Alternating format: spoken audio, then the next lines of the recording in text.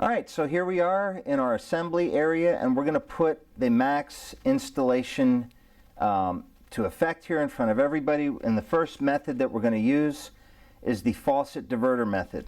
Now, when you get this Faucet Diverter, you'll notice a couple things. Number one, there's a rubber ring on the outside of the handle that will be pre-attached. Number two, there'll be an additional insert in its own baggie.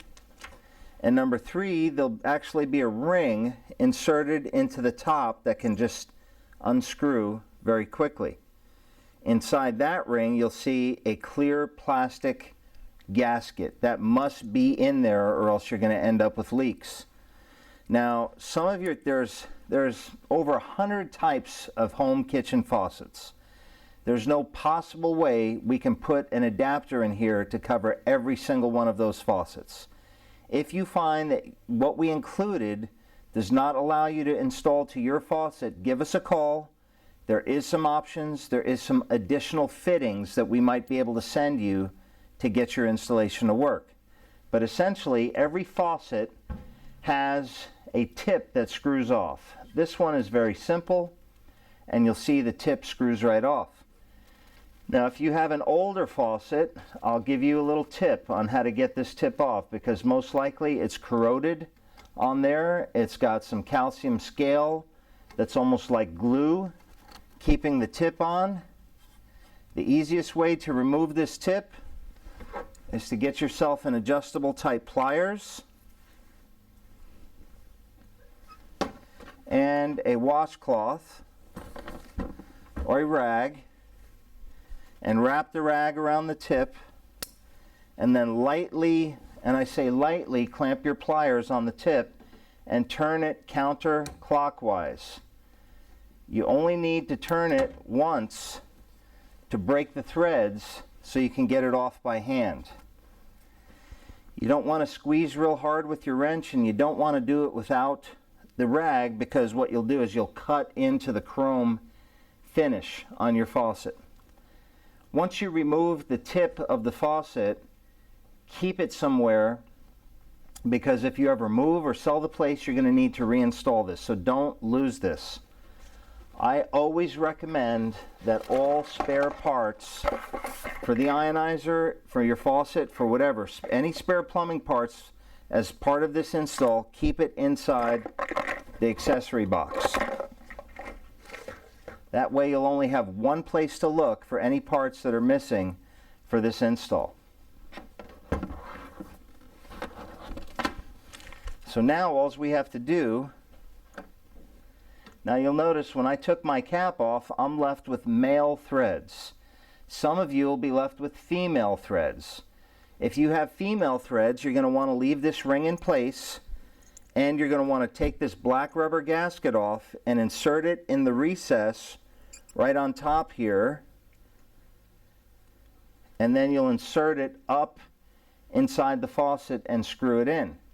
This one has male threads, so we're going to actually remove this inner piece, and again, where will we put our spare parts? We'll put them inside our accessory box, and we can simply screw on the faucet diverter to our faucet tip.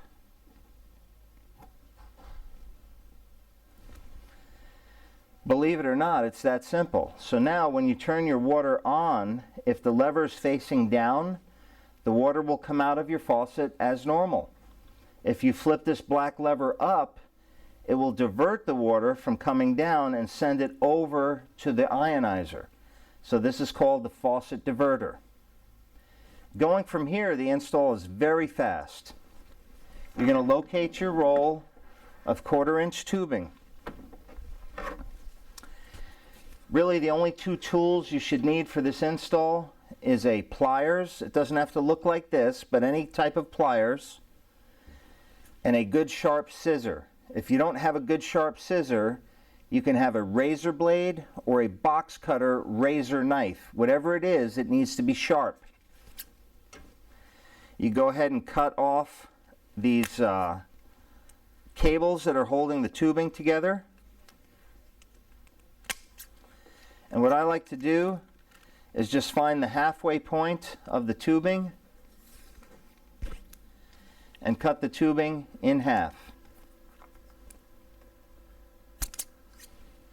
Now here's a trick about this tubing.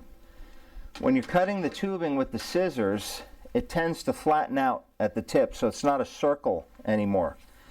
It has to be a circle to work with the quick connect fittings.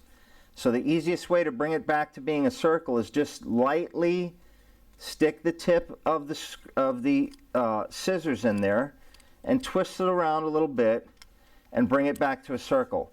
If you see any jagged edges or burrs, go ahead and snip them off with the scissor. The only time a quick connect fitting will ever leak is if this tubing is not cut properly. So for an example, if you install the piece and now you turn the water on and it's dripping from this joint, remove the piece, recut the edge, make sure it's cut square and not on an angle. It's cut square and there's no burrs and the inside has been rounded again. If you've done that, the chances of this joint leaking are almost zero.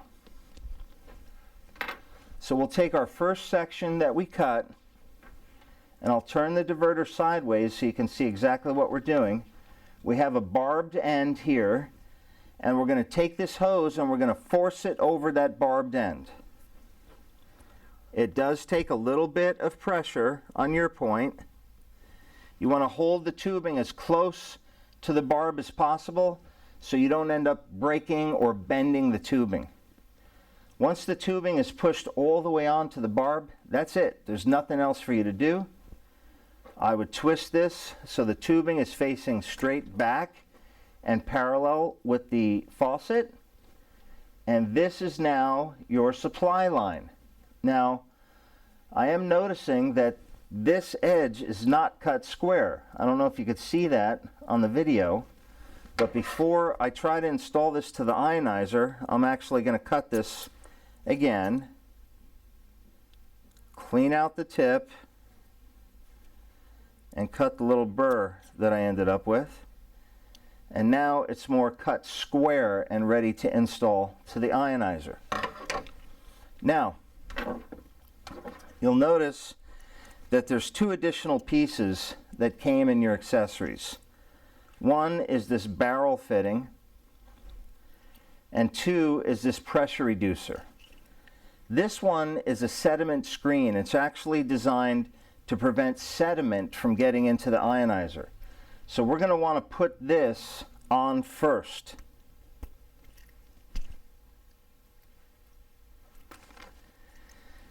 This is a pressure reducer. This is for homes that have an excess of 80 pounds per square inch of pressure in the house. I would not pre-install this unless you discover that you need it. One telltale sign showing that you do need this is if the install is all complete and you're hitting the power button but no water will turn on. If you're hitting the power button and the water will not turn on, that's generally because the pressure is much too high. If that's the case, you'll install this and you'll see it has an arrow showing the flow direction. So the flow direction from in to out is going this way.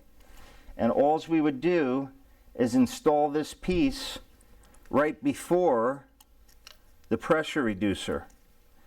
So we've got this piece here, the pressure reducer. Cut another little small section of tubing.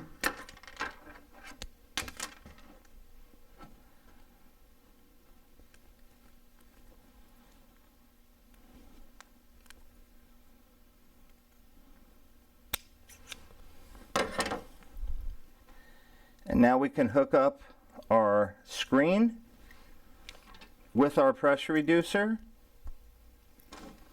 And we'll need another small section of tubing to go from here to connect into the back of the ionizer. For our install today, I'm going to go ahead and pull this pressure reducer out. And I'm going to put the screen in. Because remember, the screen is always going to be on this install, no matter what your method is. And then we'll put this piece to go directly into the ionizer. I'll take my pressure reducer and I'll store it in my accessory box. All right, believe it or not, our install is almost done. The only other thing we'll need to do is take the other end of our hose.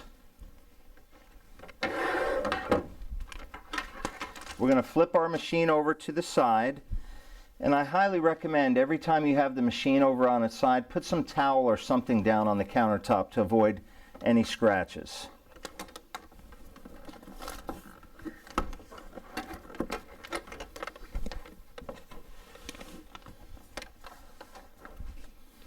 All right, so again, like we said earlier, you'll see that there's only 2 installation points underneath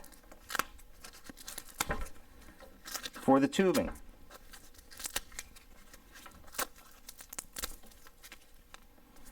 I'll just go ahead and remove the plastic plug cover.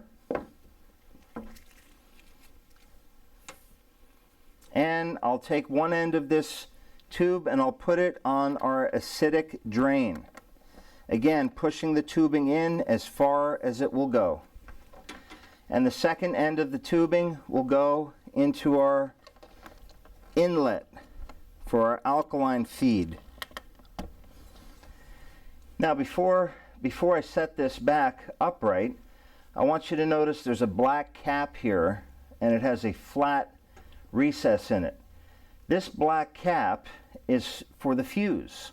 So if your ionizer ever stops working or the lights on the front panel go off, you'll need to take a penny, a dime, or your fingernail or a flat tip screwdriver and take this cover off and pull the fuse out.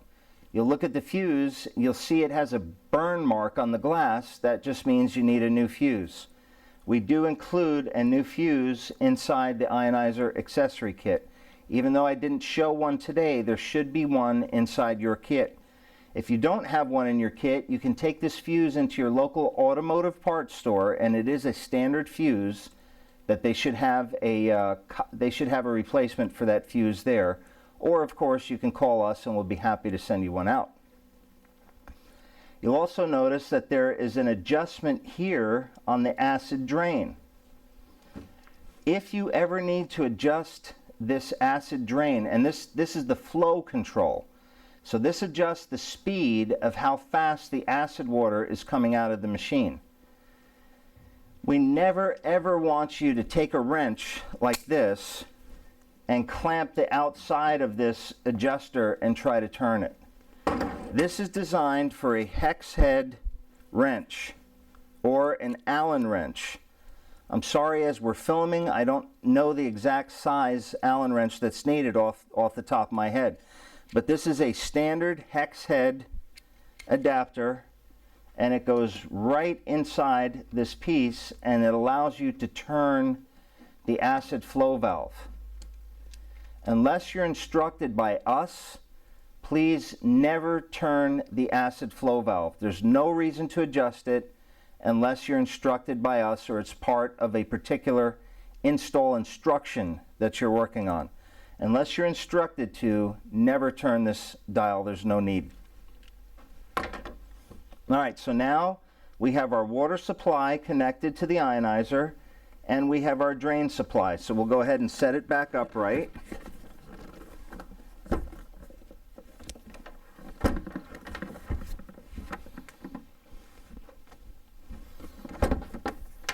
Of course, we'll find a GFI outlet. All kitchens should be supplied with a GFI surge protected outlet to plug this into.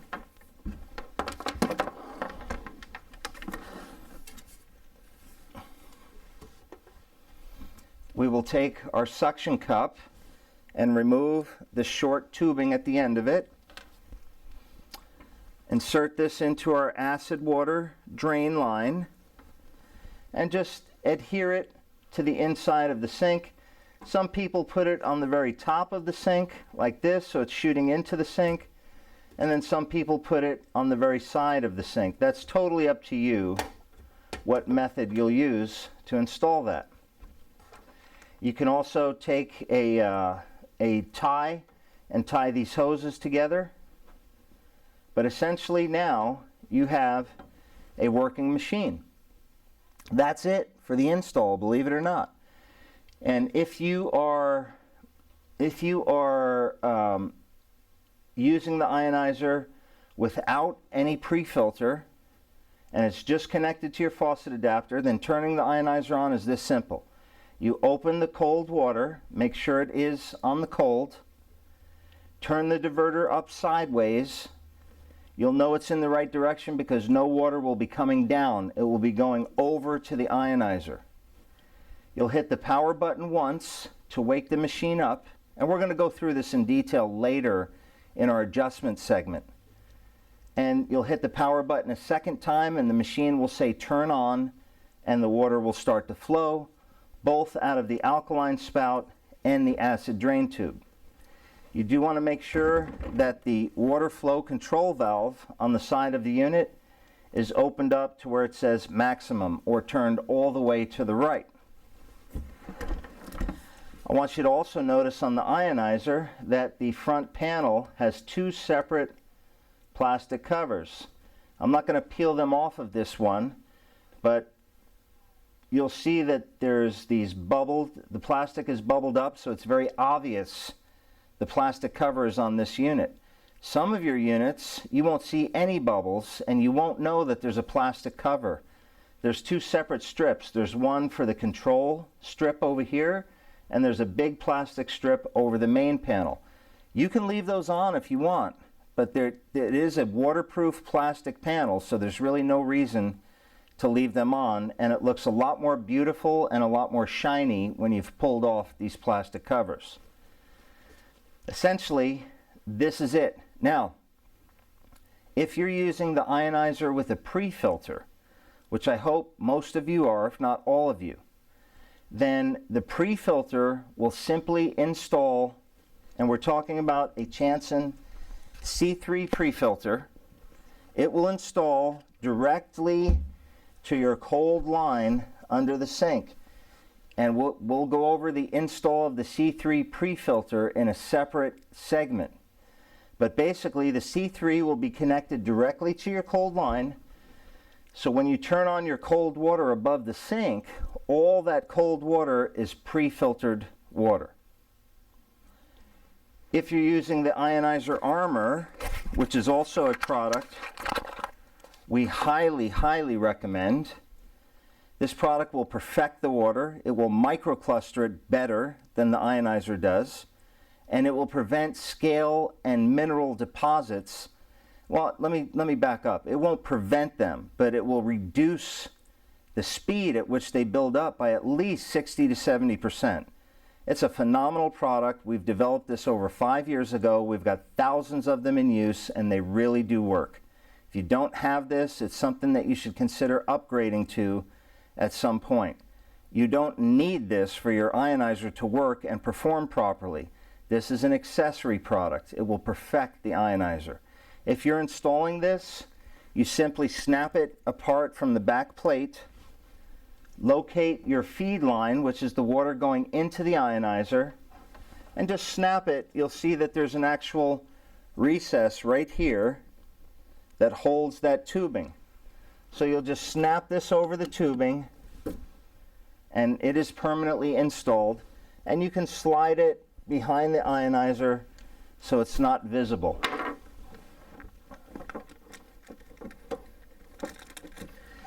That armor can also be installed under the sink along with the pre-filter, and we'll go over that during the pre-filter installation instructions.